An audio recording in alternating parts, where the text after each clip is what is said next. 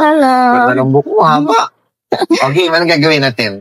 Ano po pa kulay? Okay. Anong kulay? Ano pong bagay? Nagpa-dark po ako kay Bago ko nagpa-dark, anong itsura? highlights. Dito din po ako nagpagawa. Naka-highlight? Opo. Anong kulay yung dark room nilagay? Dark po.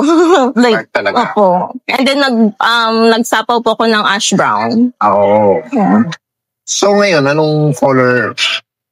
Wala kang picture or sample? Wala po. Sige. Kunin ko lang yung fonto, ha? Pili muna tayo. Apa. Kumuha ka ba ng fora? Gamitin mo, ha? Ano yung kinuha mo doon? Oo. So, na-explain sa'yo paano gamitin, ganun-ganun. Okay. So, ngayon, di ba, dinart mo. Ngayon, nakulayan natin. Fairness naman, nadaan sa dasal. Ayan, medyo nag-lighten, no? Ang diskarte na lang is, gamitan mo siya nung, yun na nga, yung fora sa bahay para at least, kung ano mang moisture and protein and nutrients na nilagay natin today, because of the treatment, parang ipa-follow up ni fora yun. So, i-connect niya lahat yun. Ha? What else? Yun lang. Enjoy mo lang.